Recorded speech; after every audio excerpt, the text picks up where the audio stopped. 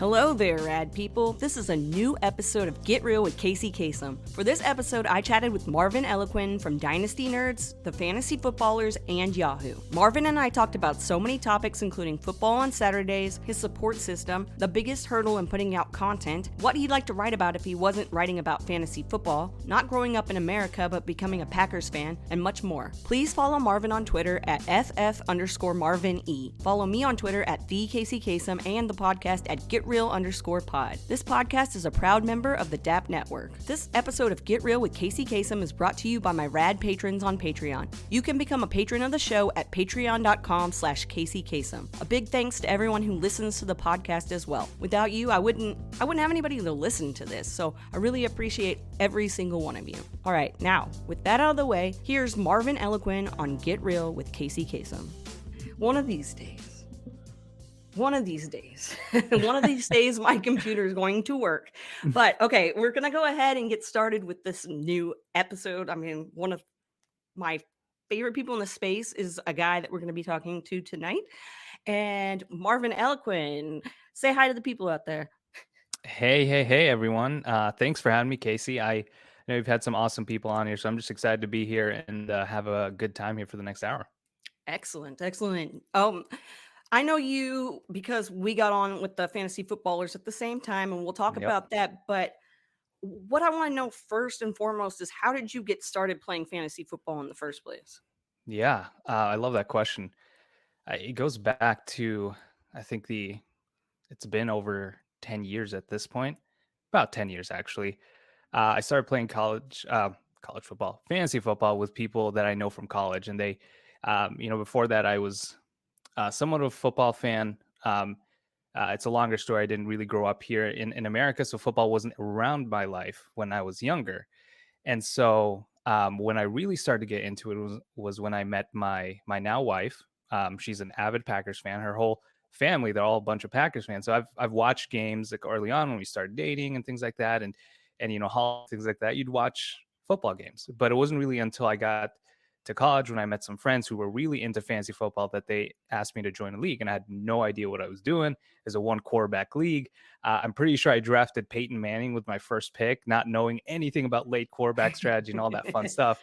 And it was actually pretty fun. I remember that was my first league, and it was I went pretty much undefeated after one loss in week one. I thought this is going to be easy. This is it, man. I'm going to do this every year.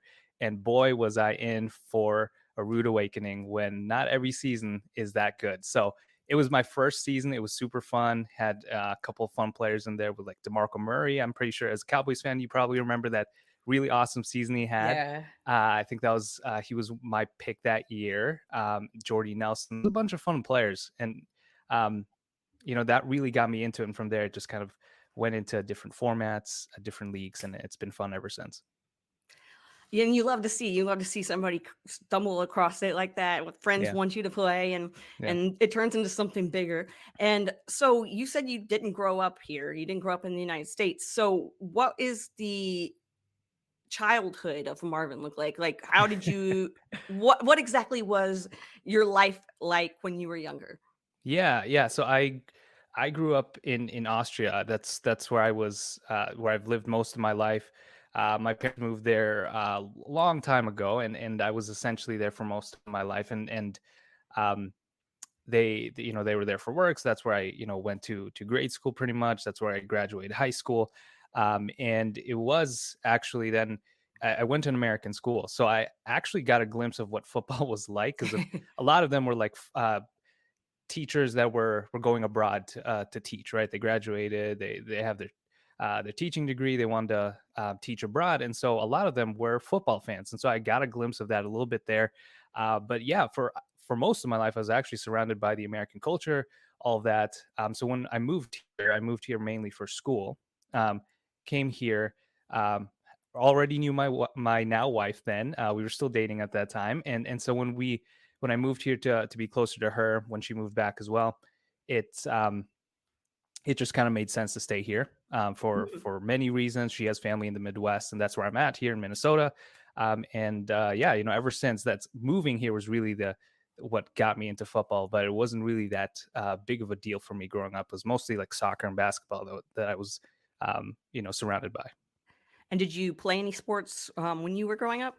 Yeah, a lot of basketball. I was a huge basketball fan and still am. Never really played fancy basketball. I feel like that's another beast in and of itself. So I don't know if I ever want to try that. I feel like fantasy football is enough right now. But loved basketball growing up. Played a little bit of soccer too through high school, and that was fun. And so yeah, it's always been those sports, but fantasy football and football is kind of a different obsession now for me. So it's fun. And being a Packers fan, are you a Packers fan because of your wife, or is there a Mhm. reason that you're a Packers fan?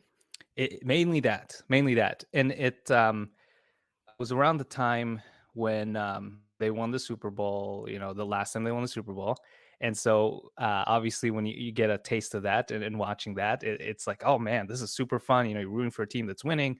Obviously this year's a little different. So, we can talk about that too. But that's really how it gets started. And that's where, I've got into watching games every Sunday, every Thursday when they're on Monday night and all that stuff. And you really get into that and you root for those players, right? But that's where it was mostly contained to Packers games, and that's obviously changed since.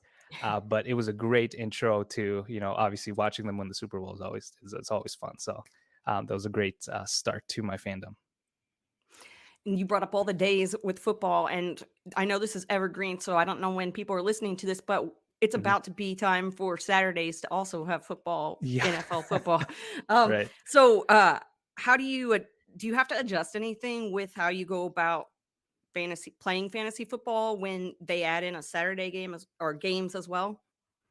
Yeah, I guess I try to catch as many games as I can. Like, honestly though, with the way things are right now, like in season, like writing and all that good stuff, um, Saturday tends to be like my day to kind of relax and not have to think about football. So when they throw in football too, it's hard not to pay attention, to watch a couple games and every now and then. And I just try to keep it casual, not try to worry about my roster all too much. But now, whenever, regardless of when people listen to this, it's the fantasy playoffs. And so, I'm paying attention to those games. So it definitely changes things. I'm definitely probably a little more tense on Saturdays, just trying to hope my guys score a lot of points. But yeah, it's of course they had to add in Saturday games too, just to add another day of stress for us. I just wanted to throw that in real quick because I knew I'd forget if I didn't bring it up, and you had brought up the other days, and I was like, "Hey, Saturday." Yeah. I wanted to bring Yeah. that up. But so with I want to go back to getting involved in playing fantasy football, and you hmm said that you kind of started joining more seeing different formats and all of hmm that. So I'm guessing the first league that you were ever in was a redraft league. Are you Yeah. still in that league? I am. It's like a variation of it. It's kind of changed. People have cycled in and out of it, but it was a redraft league and it's kind of changed into a keeper league now, which is obviously, I think that's the easiest transition over from redraft to keeper. Super easy to do that.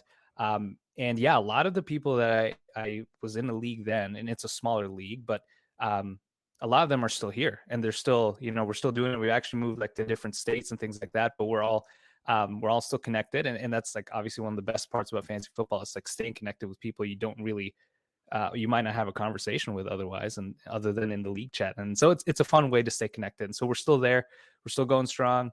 Definitely hasn't been as successful as that first season, but we'll talk about that some other time. But it's awesome to have a league where you've been with these people for a while and just kind of have that connection. I agree with you. And this has been a topic that I've been interested in lately because a lot of people want to get involved in Dynasty, and Yeah. going from redraft mindset to going into Dynasty. It's kind of scary. It's kind of hmm the unknown. When you decided to start playing in other types of leagues, hmm how did you go about that? And what was your thought process trying to figure out the right leagues to be in? Yeah, that's a great question. It definitely was, daunting to think about, kind of like that full year commitment for a dynasty league. It's honestly not that bad because I know it's like full years what they say, but Yeah. I I feel like January to April it's pretty quiet. Like you try to throw out a couple trades in there, but you don't get a lot of activity. To be honest, it doesn't really ramp up until later in the year. So.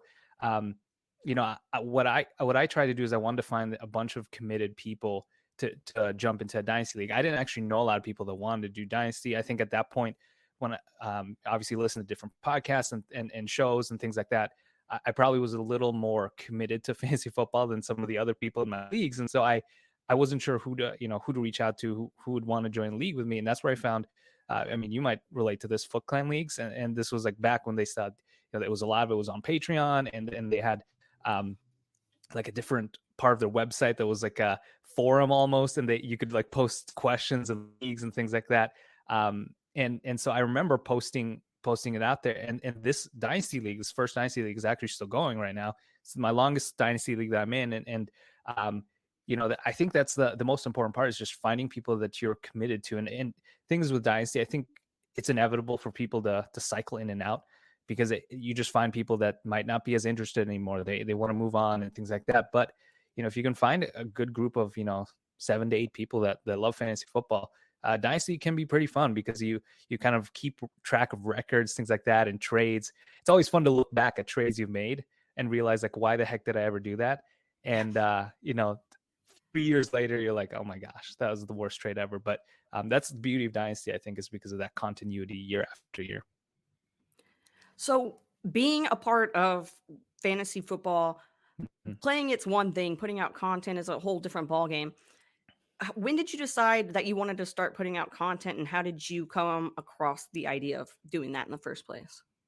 Yeah, it was back in 2020 is when I kind of first joined the fantasy football space. And it honestly started with Twitter. I don't remember why I created a Twitter account. I think I just wanted to finally follow some of the accounts that, you listen to podcasts, they always plug Twitter, follow me on Twitter. And so then I ended up creating an account that I wanted to dedicate to fantasy football, because there's a lot of resources out there. I had no idea how big the community was at that time and how many different content creators there are. I didn't even think that I could become a content creator when I joined it. And so I just created Twitter, started following some accounts, and started interacting. I think that's where a lot of people just get started, where you ask questions, have conversations with people, DMs, things like that. And then I started to just kind of share my thoughts too. I look back at some of those tweets, and it was like, sometimes it was a little embarrassing. It's like nothing groundbreaking, but it was just me like getting in. I had no idea what I was doing. And then shout out to Dynasty Nerds and Garrett Price. He was the first person that ever reached out to me and said, hey, do you ever want to be a content creator? Do you want to write articles? And at that time, I think they were still a newer company. They didn't have as many writers, and they've grown a lot since. But they gave me the opportunity, the first opportunity to write. And from there, it kind of just went on. And so I'm honestly super grateful for him. Like, he's a really good guy. Honestly, for anyone that's listening to this and they want to get into content creation, Dynasty is just one of the better places to get started, in my opinion. And that's great advice. And you're with a few different places that are all really solid groups of people. Mm-hmm. How important is it to make sure that like it's a cohesive group when you're looking at where you want to write or put out content? It's super important, in my opinion. You know this very well too, with us being at the Fantasy Footballers, and starting at the same time.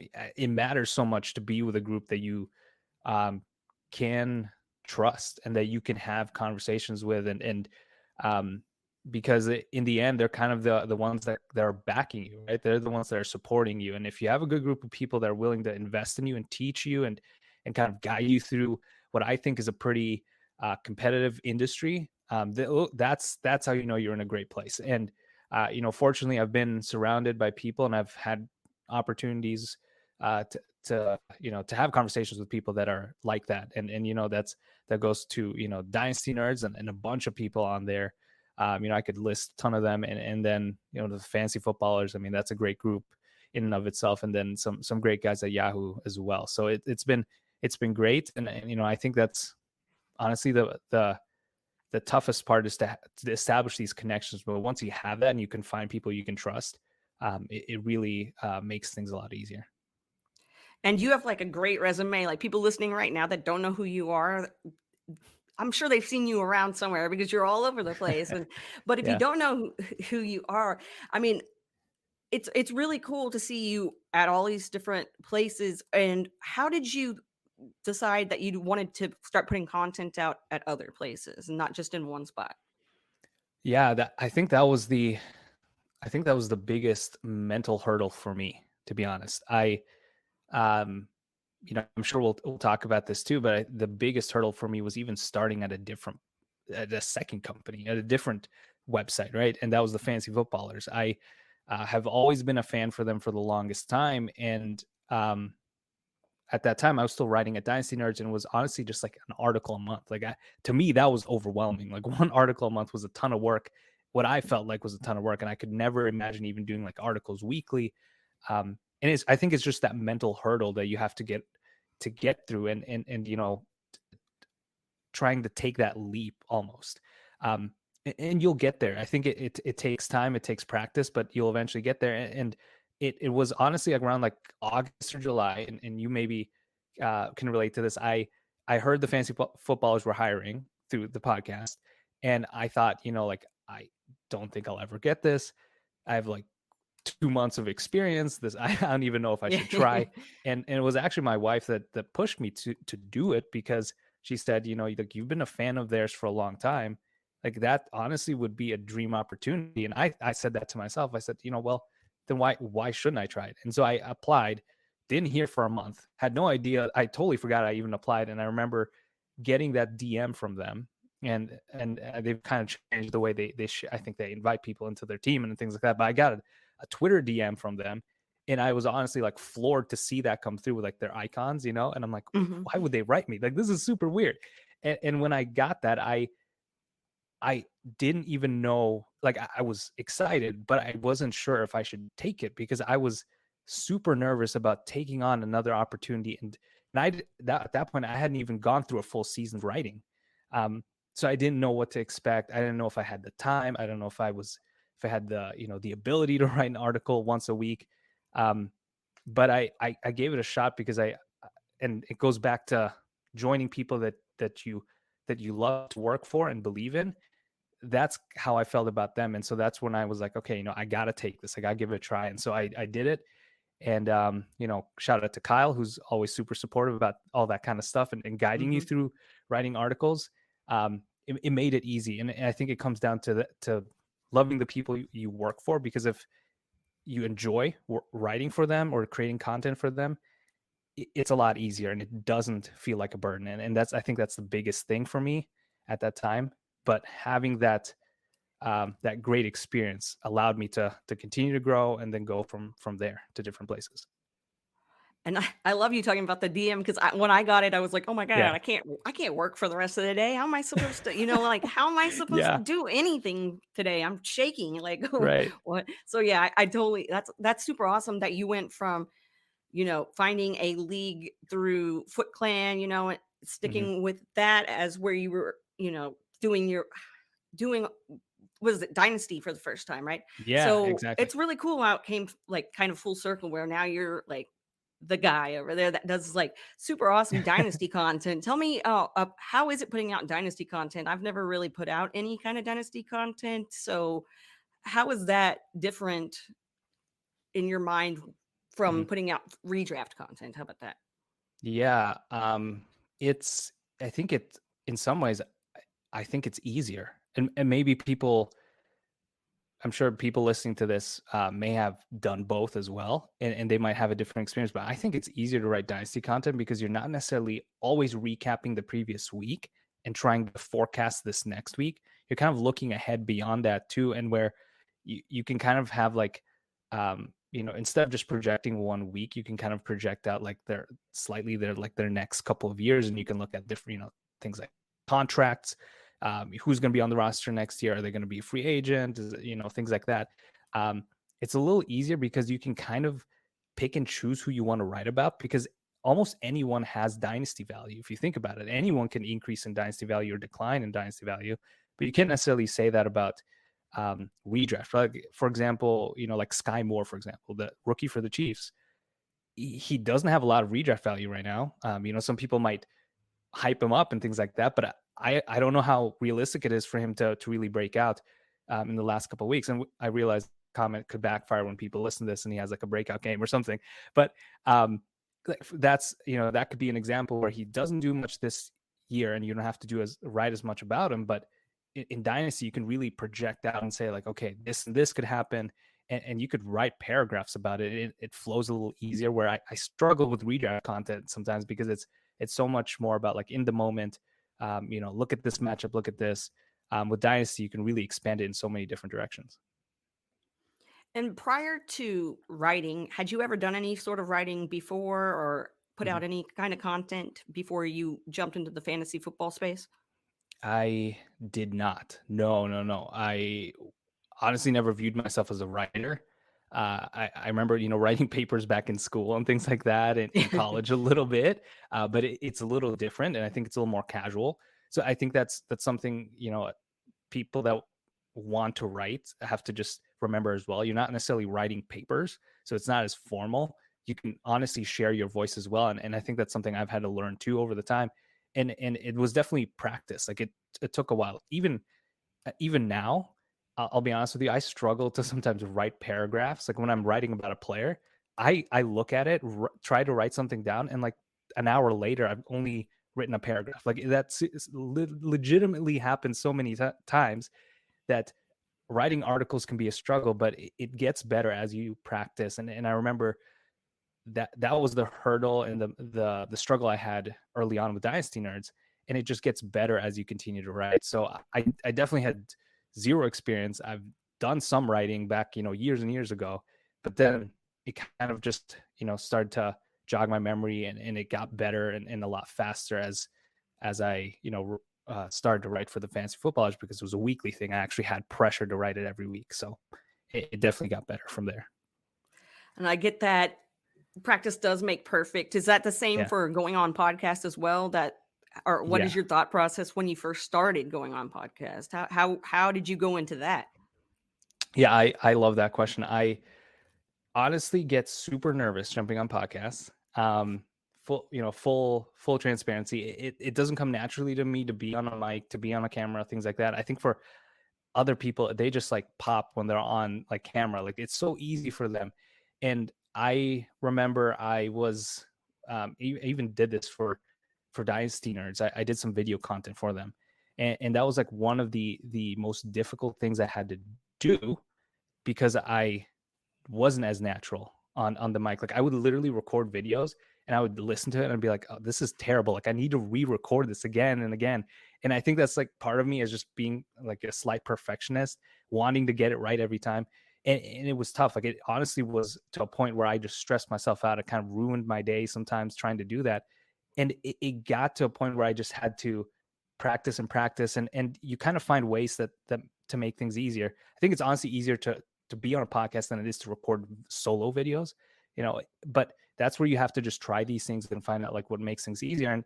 And with podcasting specifically, back to your question, I always appreciate when people ask me to jump on podcasts, because it gives me an opportunity to practice and to have these, almost like conversations with people. And I think that's when it started to get easier, is when I just viewed it more as a conversation with someone, versus like me trying to like, talk about a player and have it be like almost like a presentation of content. It was just a conversation. And I think that's when it's fun, especially when it's like this, where it's just a conversation between two people. And this conversation, I want to hit on a couple of different things, but I want to hit on big time on the whole your wife is being supportive during getting you to, basically giving you the Yeah. push to write for the footballers and Mhm. everything. So when you first started putting out content, what was her reaction to that? She was super supportive about it. She'd honestly edit some of my stuff. Like she'd read it and I'd be like, hey, does this sound good?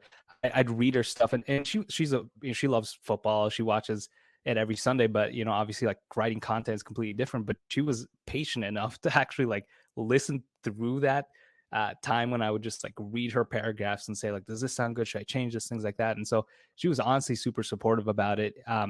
And I think 2 years ago, I had no idea where this would even go. Um, and like, there were so many times where I doubted myself and where I said, I don't know why I'm doing this. Um, but she was the one that pushed me. And I think she kind of views it as a more realistic thing where, um, you know, do it if it still brings you joy. And if it comes to a point where it completely stresses you out and you're just not happy, you don't want to do it anymore, it's too much of a grind, then you stop. Because I think that's when, at that point, you have to really understand like why you're doing it. And if it doesn't bring you joy, there's no reason for you to continue. And so I think she's in some ways kind of like the voice of reason for me. She's always willing to listen and willing to like be a soundboard. So she's a huge part of why I'm here and why I continue to do this.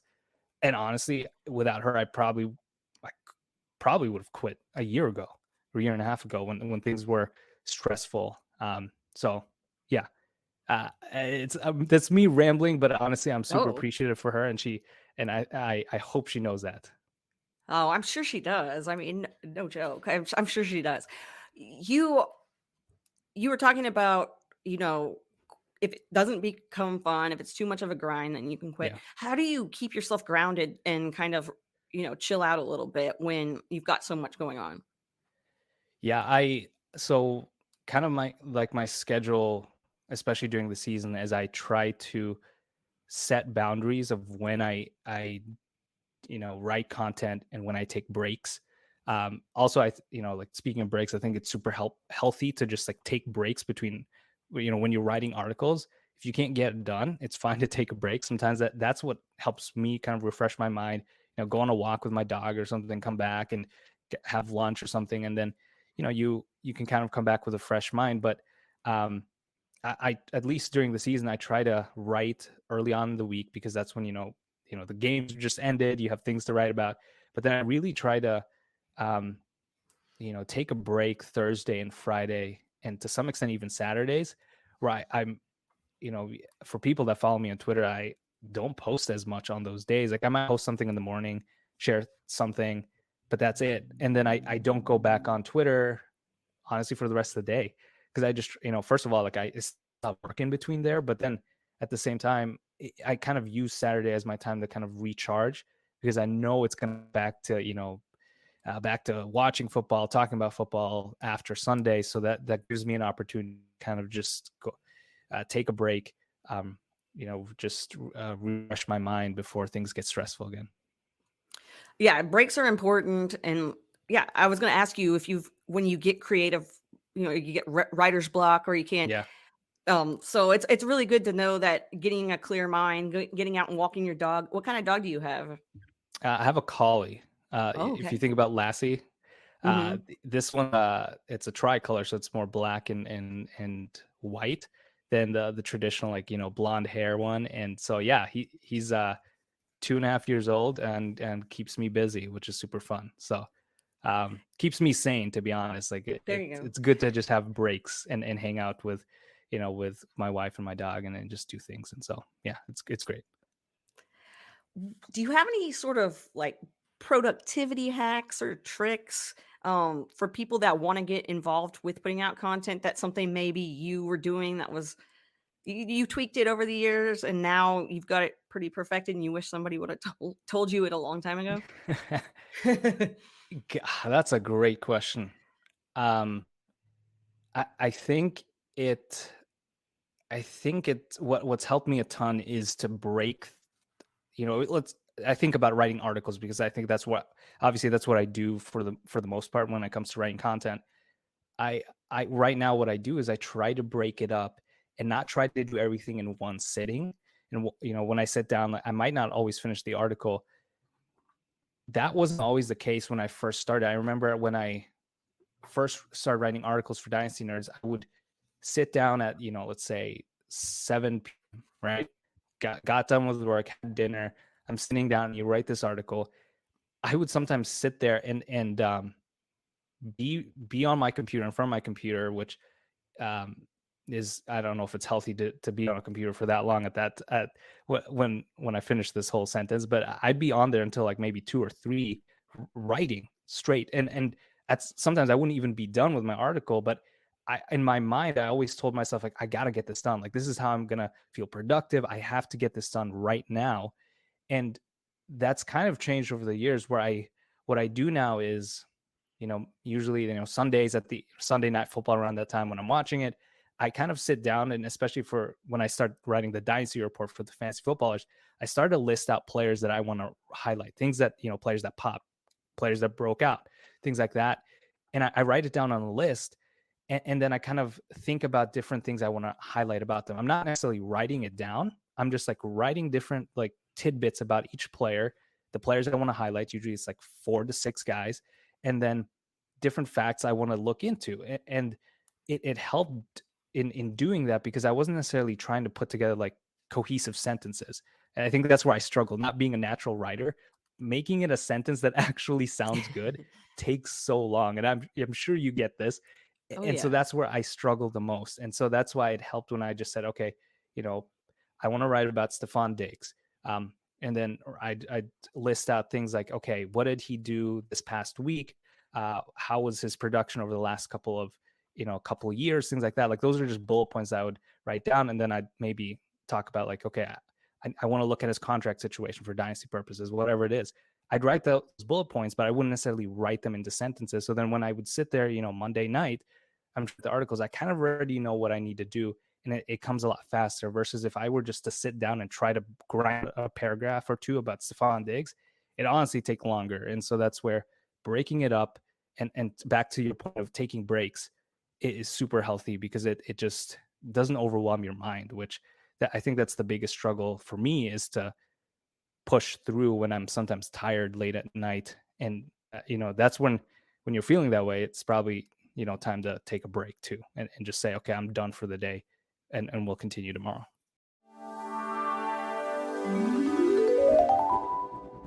Hey, yeah, you, that awesome human that's listening to this podcast right now. I'm breaking in for just a moment to let you know that I know you love your fantasy football leagues. I know you do. And I know you want to get something special for the league, whether that be a draft board, a ring, a belt, a championship trophy. There's so many awesome things that you can get for your league. And if you check out Trophy Smack, that's where you need to go to get all that rad stuff. Only place you need to check out. You can go over there right now using the affiliate link in the description, and you can use code GetRealPod for a free ring with the purchase of a trophy or belt. Note, you must have both the trophy or belt plus the ring in your cart for the discount to apply.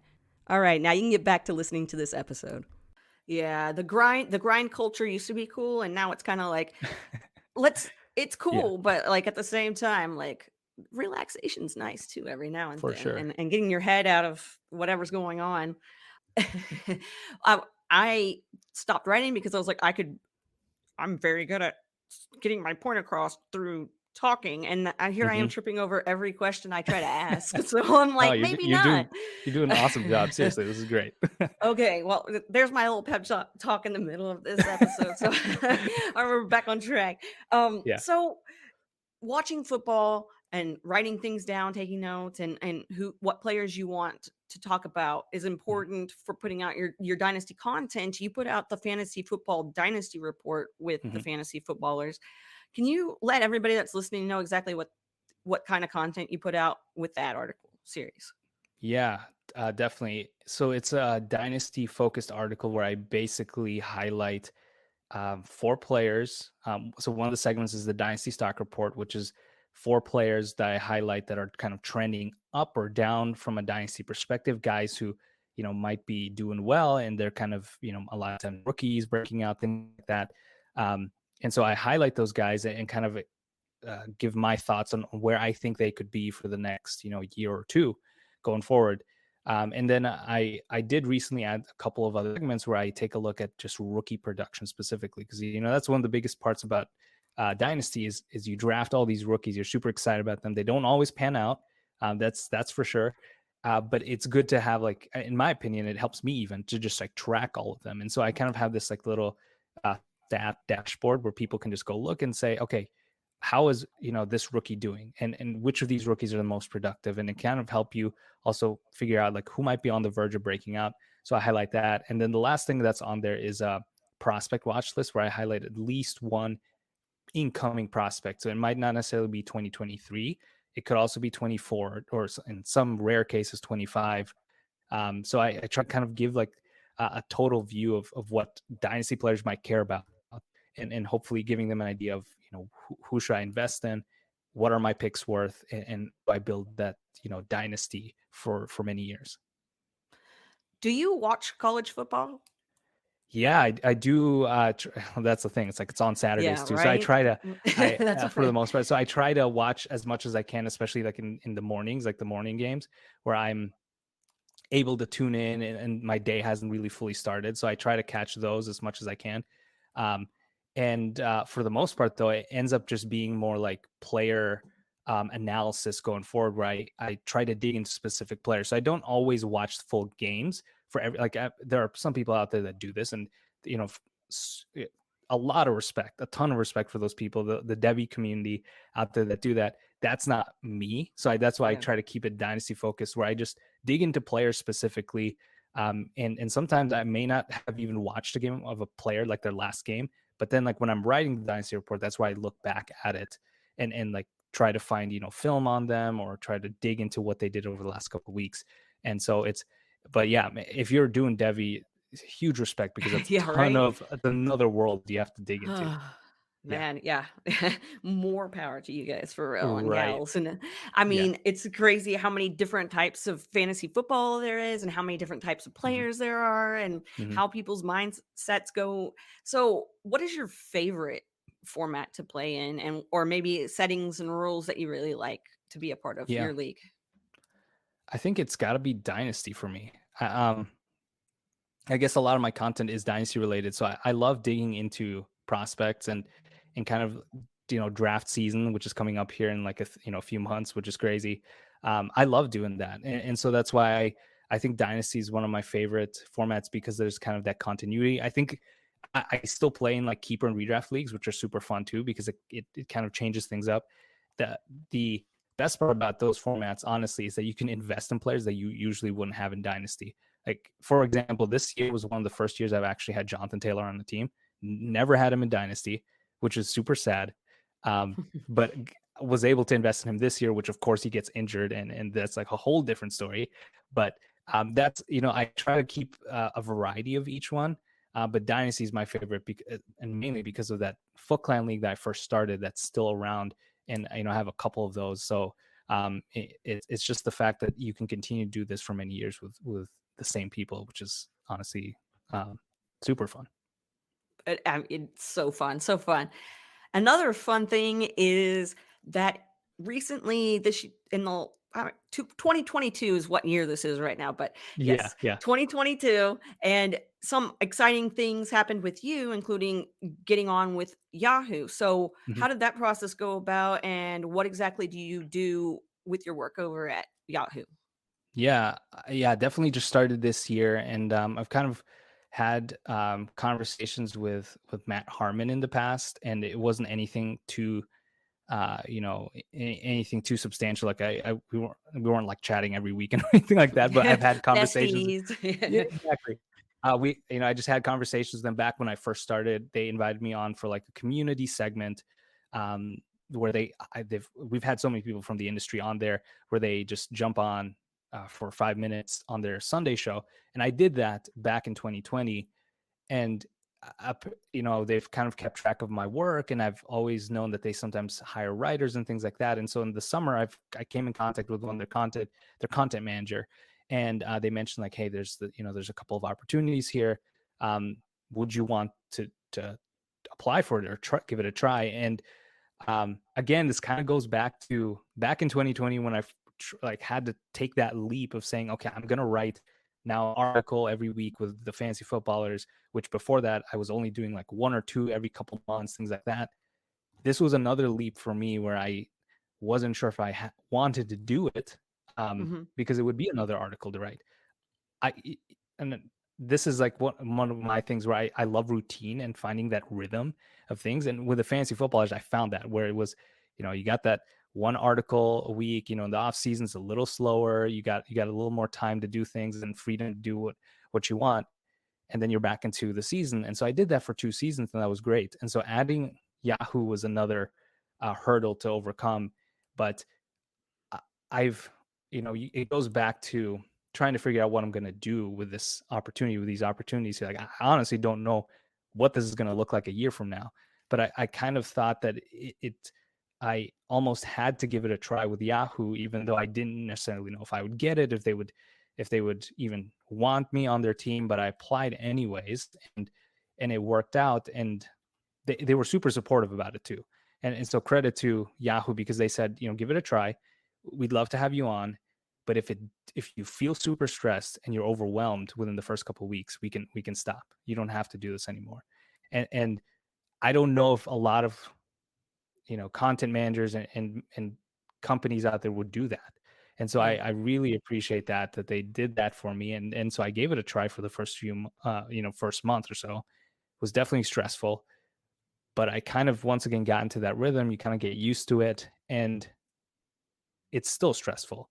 But I love working with the editing team there. It's a different platform. It's a completely different platform than the fantasy footballers. Different people you interact with, like consumers. I mean, like they're Hmm. more casual players than they are like committed Foot Clan members, and so it's kind of fun to have that variation. It's redraft content too, and not dynasty content. So that's fun too. So it's yeah, going back to what I do for them, it's mainly just an article a week where I highlight kind of like a usage metric that I calculate every week, and focus on some of the most productive players, and I give like a summary on like 5 or 6 players every week. But it's more redraft focused, so it's more about like, hey, this is what they did last week. Here's what they're gonna do. Hope this week, and so it's different than what I do with the ballers. You put out awesome content, and I know when I first put out content, I was a little nervous. And whoa, when your first article came out and was published, do you remember how you felt and what was going on? Yeah, I was honestly super excited, and I remember the day because I had no idea this would even happen. But when they post your article, apparently, and this is terrible because I don't have any leagues on Yahoo, so I don't actually have their app on my phone or anything like Eh, that. Which that's my bad. But um, apparently my article gets pushed out with a notification, and I've had people reaching out to me that day when that first article came out, and they said, is this you? Because it actually had my name on it. And it was super surreal and weird to have an app actually like share my work. Like that is so yeah. weird to me, because I never ever thought that would ever happen at any point when I first started 2 years ago. And it was super cool because then I actually heard from random people that I've never, haven't heard from in like 5, 6 years. And they'd reach out and say, is this you? And then they now, they feel like they can ask me for fantasy advice now every Yeah. week, which is great, of course. So it was fun. It's a cool thing. And it honestly was kind of a surreal feeling to have that happen. Was gonna ask, how do your friends take the fact that you're putting out fantasy content? Do they all come to you, and one's, hitting you up and another one's texting you and so on and so forth? Yeah, it's not super intense, thankfully. Like they understand like there are boundaries too. But I do have a couple people that reach out, and they're, people that reach out on Twitter and DMs, and I always appreciate that because they don't have to ask for my advice. The fact that they even value my advice is, awesome. And so it's kind of great because I was able to reconnect with people I haven't heard from in a while. And in that sense, it's great. And there are definitely a few people that reach out though. They're like, hey, who do I start, and who would you take in this trade, which is always great. Are you a fan of trading in Dynasty? Oh, for sure. Yeah, I'm the guy in your dynasty team that will bother you with trades. Like every couple months, I'll send a couple trades out, and try to get something going. I'm sure my league mates hate me, but I love it because I think it's fun. It just kind of changes things, and I feel like every year I kind of cycle through my roster because I try to trade as much as I can, Yeah. and obviously with like rookie picks and stuff, there's just a lot of ways to do it. Yeah, I definitely love trading. How about you? Do And you, because I know you play in a lot of dynasty leagues. Do you feel the same way about yeah, trading? I do. I'm in a trade addicts league, so, like, there's Okay, all right. never, like, we don't stop trading, so it's just, like, all of that, Yeah, my team looks completely different.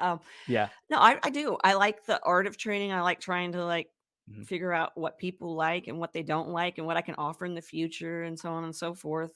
mhm. And it's a lot different than I thought it would be. I was really nervous about, joining Dynasty because I was scared about the trading aspect of it. Yeah. redraft, you don't see very many trades happen, and so I was a little, nervous, but it's real Hmm. fun. It's real fun. Uh, Yeah. how do you go into trades? Do you like to try to talk with people back and forth? Do you like just send it, like a cold offer out, just send it and Mhm. wait and see what if you hear back, or how do you go about figuring out how you want to trade? Yeah. It depends on the person I'm trading with. There are some that honestly just want like the cold offers, and I get that. Um, but I actually like discussing with people because I think when you're trying to trade, and this is something when people ask me for trade advice, I always tell them like every league is different. Every person values players differently. There are some super fans out there that probably value their home team's players like a ton, right? And so you Mhm. have to figure that out and gauge the value of those guys. So I love conversations with that and DMing and saying like, hey, how do you value this player? Who do you want for this guy? Things like that, and you generally find like, when you do that, I feel like you end up finding more values in trades where you might find out, oh, this guy actually doesn't like him. Like I actually want this guy like on my team, and he's just like, I'm just going to throw him in. I'm like, yeah, do it. Okay. Let's get this done. And so that's where it's always fun to have these conversations because everyone views Dynasty differently. Everyone views players differently. I literally had a conversation with someone who didn't care about a player's age at all in Dynasty, which to some extent should be the case, right? But there are Yeah. guys who are like, I think he was trying to trade me. I can't remember who it was. It was someone like in their late 20s and 30s in the running back position. I'm like, yeah, their value shouldn't be that high, but they're like, yeah, they're still putting up points. I want a first rounder for them and everything. I'm like, you know what? More power to you. But those are, you won't find that out unless you have those conversations. And when you Yeah. just like get a rejection from a trade, you won't ever know why they rejected it. So Mhm. I think it's always good to have conversations if you can. Yeah, I'm so all over the place when it comes to that because I'm like, Yeah. sometimes I want to talk it out, and then sometimes I know it's going to take forever and we're not going to get Yeah. anywhere. And then at the end of the day, it's Yep. like, okay, so you do have to get to know people and kind of figure out, Hmm. what you can and can't get away with. um, Right. Exactly. do you have any Packers players on your on dynasty rosters that you're like, yeah, that's my guy from the Packers that's going to stay on?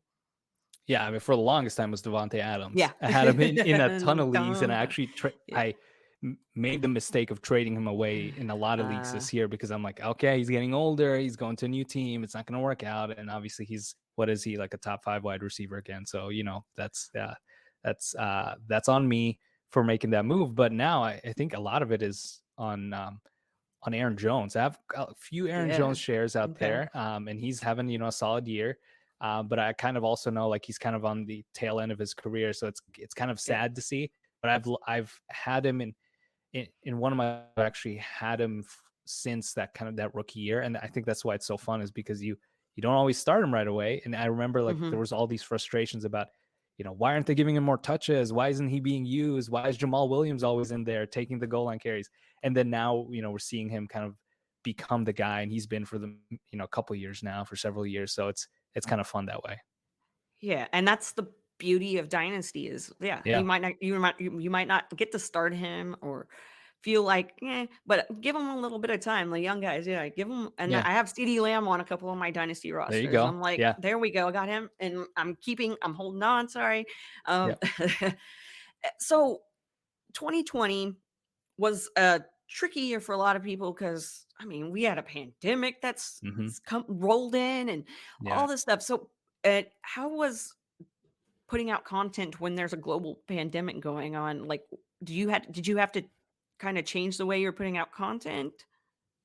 Yeah, yeah, definitely a tough time for everyone. So it Hmm. obviously had an effect on all of us, and for me it was uh, in some ways, thankfully I was able to work from home with my job, and so that made things a little easier. And in some ways, I was able to like, for better or for worse, I was able to be on Twitter a little more than I probably should have been, and things like that. And so being home helped in that sense, and like to be able to dive into writing articles a little bit, where now that things are starting to get back to the way things were before, and I don't ever think it'll be back to the way it was, but getting back to trying to things that are a little more normal, it definitely changed things. I realized, I'm actually going into work, which is, super weird after being home for so many years and things like, a couple years at least.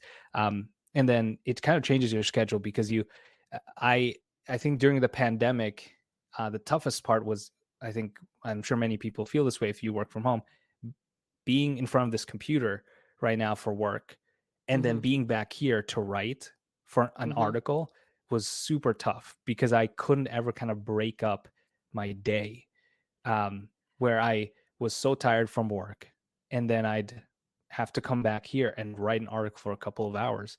I still kind of feel that way sometimes now, even when coming home, right? Driving home and then getting into, writing an article and things like that and creating Mm-hmm. content. But um, it was tough kind of not having that break where it would just be like straight from from here back right here after like just grabbing some water and you got to write the article because it's due the next day. Yeah. So it was tough. It was tough. And I'm sure a lot of us kind of had that mental challenge of, for many reasons. I mean, honestly, writing an article is like the least of my worries back then. And, Right. and for Yep. many people, that would have been like the best thing. Right. So, Mm-hmm. um, I definitely don't take it for granted, but it was definitely more challenging and for many reasons then. Yeah, I mean, I started doing a lot more during the pandemic when it first started because Yeah, putting out more content because I was like, yeah, I have all the time in the world. for But sure. Yeah. I don't have all the time in the world anymore. Yep. So, Yeah. yeah. And you did see like a big rise in content being put out during that time at the start where Hmm. everybody was trying to find their voice, trying to figure out what they wanted to do and so that's pretty cool too. I mean, Yeah. at least a little bit of good came out of it. So I want to know because we've been talking a lot about putting out content, but I want to know Hmm. what kind of content do you like to take in? What kind of stuff do you like to absorb? Whether that's fantasy football or you like to read and watch or listen to whatever about other things. Yeah, I've actually found myself consuming content and not just even for fantasy football, or sports related. It's for anything really. Like I love watching content on YouTube. Um, and I think I think part of it is the audio version of it. Just even podcasts, I listen to that whenever I can because it's easier to when you're in the car, when Yeah. you're at work, whenever doing different things. But then also just turning it on in the background and like having it on a TV or something. It's kind of entertaining, and especially when it's like just I think the ballers do this a really good job of it, where it's like great quality content on YouTube, and it's just fun to watch it too, Hmm. and not just listen to it. So I actually do a lot of content consuming on YouTube, and even just beyond sports, like movies, things like that, reviews, whatever. Like I'm a huge fan of like like the Marvel movies and things like that. So like a lot of that stuff like ends up on YouTube. You can watch that. So that's where I've gravitated towards, and I think that's where a lot of content is shifting too. But that and podcasts are definitely it. Which sounds terrible because I write articles. So I try to read as much as I can, but honestly, it's just Yeah. sometimes easier to listen to it. Yeah, and it is. Yeah. I know people really like articles because it's easy to get that content and they can just scroll Yeah. to what they need to. Yeah. So I mean, it does suck that like more and more is leaning in one direction and writing's kind of going the way of the Yeah. dodo bird. But Yeah. hopefully, people like you, get more people inspired to Yeah. read content, put out content, and all of that. Yeah. And you brought up Marvel movies. I'm a bad person because I've never seen Marvel movies or know anything about That's Marvel, fine. but I know that the Yeah. people Yeah. listening are probably gonna Yeah. like stone me. But um, and because they all, I mean, no offense, I think fantasy football and Marvel, you get these superhero leagues going on, you get all this fun stuff. So Yeah. we're all Right. nerds in our own ways. Yeah. But It's no, all nerdum, right? nerddom, I love it. Yeah. Yeah. But I want to know. Well, I don't want to know, but I'm sure everybody listening wants to know what your favorite Marvel movie is. Wow, that's a good question. I mean, it probably has to be the Avengers Infinity War, which I don't know. You mentioned you haven't seen any movies, but it was one of the bigger movies back in like, was it 2017, Yeah, 2018? probably I Uh, know about it. yeah, yeah, I'm sure you've heard of it. And so I think that was one of them. And it just because it was kind of a culmination of everything. So I love that because I remember kind of the experience of being in theaters and everyone was cheering and things like that. Like it honestly was one of the few movies I went to where people were super hyped about it. You still watch movies and people enjoy it, but it was kind of a different experience being in theaters then.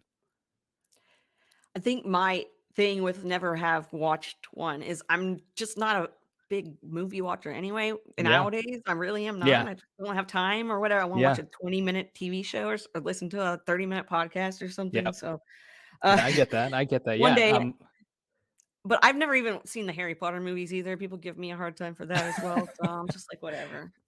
I know. Yeah, I mean, if you wanna watch those, I feel like you almost have to dedicate, like, a whole weekend for it. It Yeah. takes up so much time 'cause there were, what, 8 movies, right? So it's a lot of time to commit to.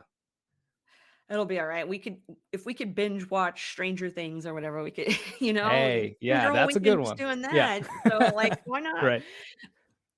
So besides Marvel movies, are there any other hobbies or things that you enjoy watching or listening to, when you have the Mhm. free time to do so? Yeah, yeah, in general, I love watching movies, so it's not necessarily just Marvel movies too, like, I love being able to sit down and just, kind of have this, moment of, like, an hour or 2 hours where you kind of just, like, consume a movie, and especially if it's a good one, it's fun to just sit down and hang out. Something my wife and I like to do when, the weekends or even just, like, at the end of a work days, be able to sit down and consume, some kind of movie or TV show content, things like that. That's something we love to do, and you know um but yeah, as far as content consumption, I think that's it. And really, I feel like it sounds terrible, but a lot of it is sports too. It just ends up being sports because it's like podcasts and things like that. It takes up so much time that most of my free time ends up being listening all that. I think I read somewhere that you enjoy traveling. Is that uh, correct? that is true. Yes. Yeah. Okay. And I mean, part of it is because I grew up somewhere else, so I have to Yeah. travel to go see family. But I love going to different cities and kind of just exploring new areas. Do you have a favorite spot that you like to go to? A favorite city or Yeah. area of the world that you like? Um, I think this is I've been to the city once. It's in London. I've been there once, and it was like right before the pandemic, actually, like 2019, holiday season 2019. So right before everything, went Ah, down. So last trip before that, and I remember um, I went with family. I was visiting family over in Europe, and we went there. But it was so overwhelming because I was with other people that, like, my wife and I couldn't even do all the things we wanted to do. So that's like something, like, I love being there. I love the culture. I love just and part of it is just because it was easy to communicate to because it was English. And like if I went to a different mhm. country, it'd be a little more difficult to communicate. I wouldn't know the language as well. So it was fun to just be there, the culture, the different sites, and all that. I want to go back, and that's something, like, I've always told myself, like, I want to go back there, spend some time. It's just me and my wife, and just explore. Like, I love doing that, but we couldn't really do a lot of that because with family members getting tired, they just want to go here and there, and they just want to grab food. I'm like, we're actually here. Let's do something, Yeah. different. So, yeah, I get that. I We go on trips sometimes with people and they have their own like agenda and I'm like, that's yeah, not what I want to do. What I don't right, right, understand. And this is supposed to be fun for me. No. yeah. So traveling, is there a place that you haven't been that you would like to visit? Yeah, I would love to go to, like, um I'd love to go to Japan, or even, like Seoul, Korea. South Korea would be super fun. Like, that culture over there. Like, first of all, their food looks amazing. I would love to just eat some authentic food there, and just immerse in that culture. I've never been in that part of the world, and so that's something I would love to get to at some point and kind of just experience that. I've heard good things from the people that have traveled there and spent time, but it definitely is one of those things where, like, where I'm at right now, traveling over there is going to take so long. Like, I want to plan it out and be there for Right. at least over a week, because it's, when you're already over there, you might as well stay for a while. Yeah, you need a little bit of time to take everything in. So Yeah, definitely can't be exactly. a short trip. No, Um no, it's not a weekend trip, that's for sure. no, Yeah, no. yeah, So I'm guessing I read all this on your Yahoo bio because I have Yahoo written underneath it. So I'm guessing that's but it yeah. also said on there that you like to play board games. Is that factual or are they lying to me? So I did write that bio, so it's definitely Okay, factual. so are you lying to me? Okay, so it's factual. Okay. Definitely factual. I love playing board games. And that's something we love to do with friends. We have game nights, things like that. It's a good way to just catch up with friends, and it's at times just casual too. Um, and we love doing that. And just sometimes we even have like cabin trips where we just go with friends and we end up just bringing board games, and that's what we do because it's pretty easy to do. It doesn't take up much of your mind, and at times, and it's just able to good time to just hang out with people and catch up. For sure, and I had Paul Charchian on here, and he's like the board game like guru, right? And we were Yeah. talking board games for like 30 minutes on here, no big deal. But Yeah, I love that. I'm not gonna talk to you for 30 minutes about board games. But do you have a Yeah. favorite board game that you enjoy playing? Yeah, there's quite a few. I so there's this there's a card game called Monopoly. So there's Monopoly, right? But there's a Right. variation of it called Monopoly Deal, which is super easy to play. It's fast. It's with actual cards, and you kind of do the whole thing of like trying to assemble properties and things like that. But it's a lot faster. So you think about Monopoly games, like people talk about playing that for hours and hours. This might Mhm. take you like 20, 30 minutes. So it's actually fun to be able to do that with friends where you're playing through it. It doesn't take too long. So that's a fun one to do. I think there are a handful of other ones that I like, but yeah, that's probably up there.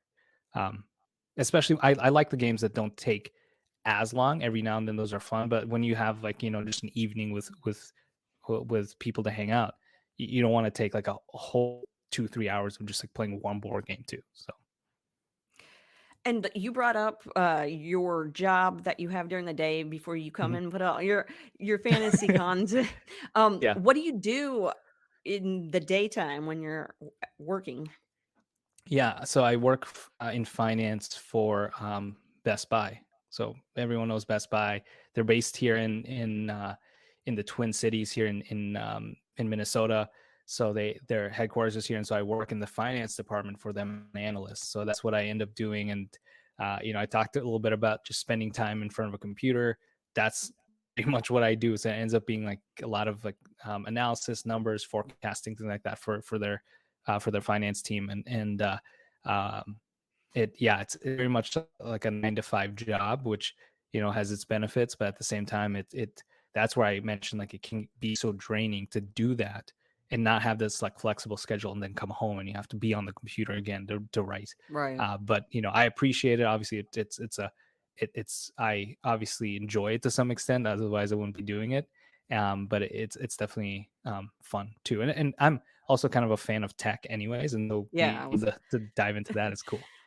I was noticing that maybe, was gonna ask if your job, your 9 to 5, if it has helped with your writing, like, kind of taking Mhm. things from working there over with your fantasy content. Yeah, I think that does. And when I first started writing any form of content, I wasn't really sure what to dive into because there's this. There's so many ways to contribute in the space. You could do film, you could do analytics, you could do podcasting, video content, so many different social media platforms to be to produce in. And so for me, I gravitated towards analytics for the most part because of my day job.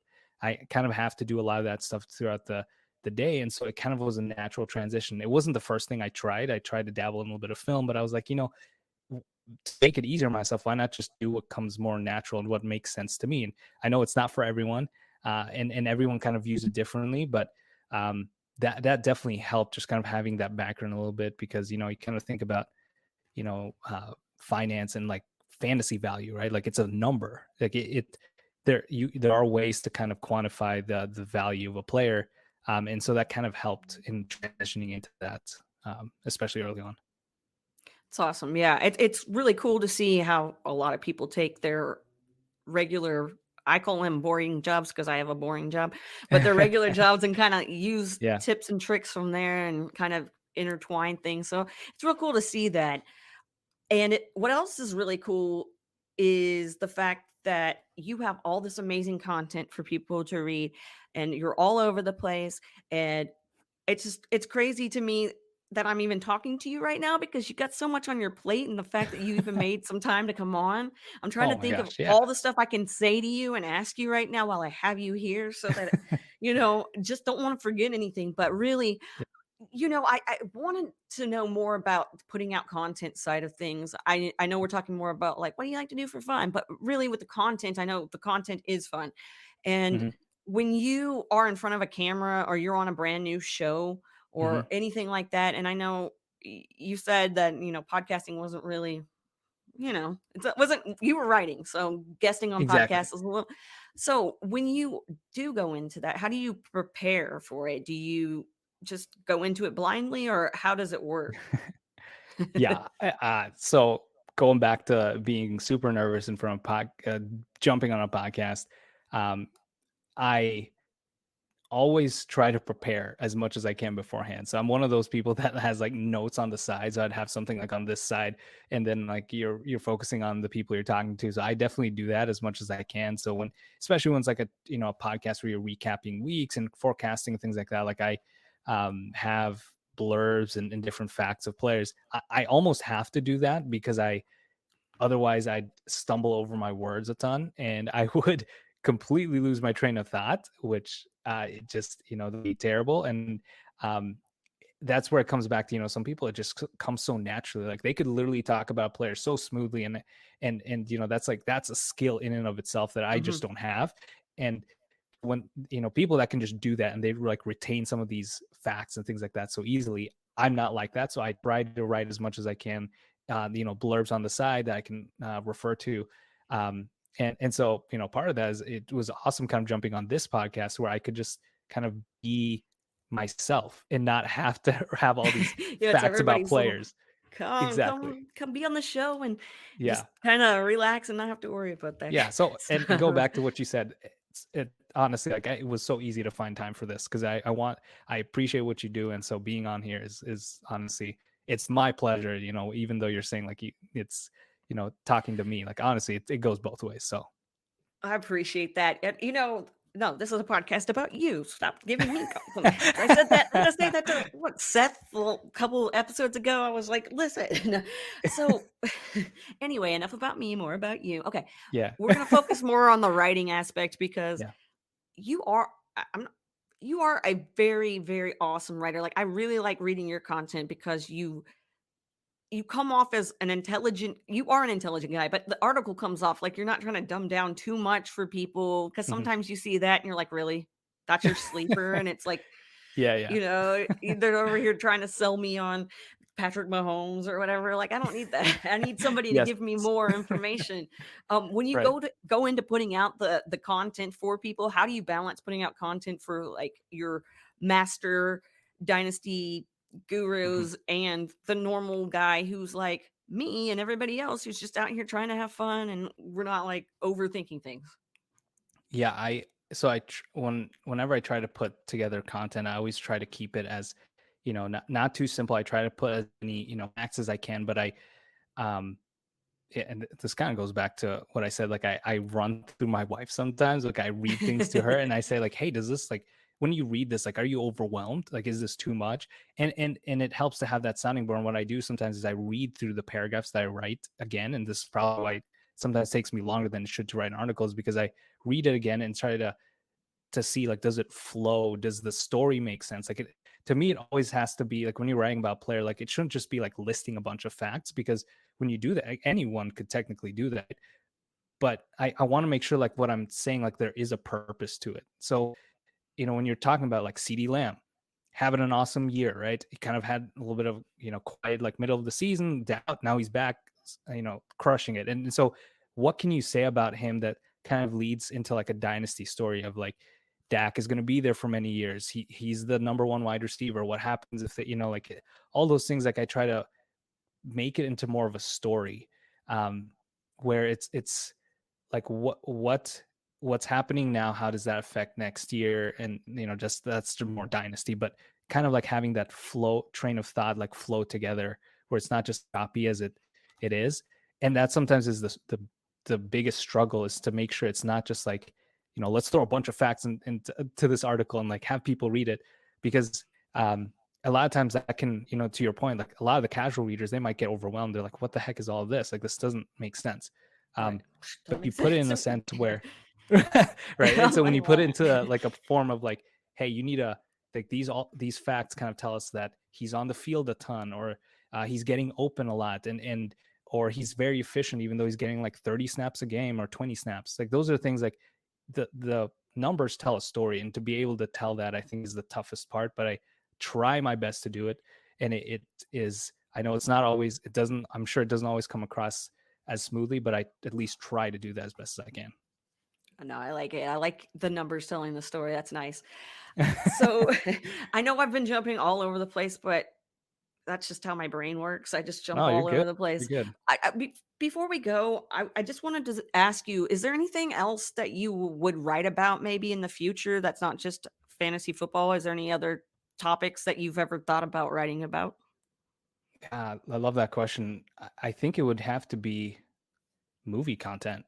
Super weird. I don't know if I'd ever get into that, but there's pockets of communities out there. There are communities for everything, right? I mean, think about like Right. the fantasy community. Most people don't even know it exists, but it's there. Right.